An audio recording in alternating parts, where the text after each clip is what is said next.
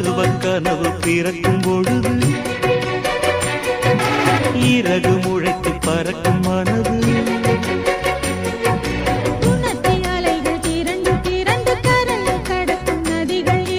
இமைதானே கண்ணை சேர்ந்தது எந்தன் இளநெஞ்சம் உன்னை சேர்ந்தது செம்பருத்தி செம்பருத்தி பூவை போல பெண்ணொருத்தி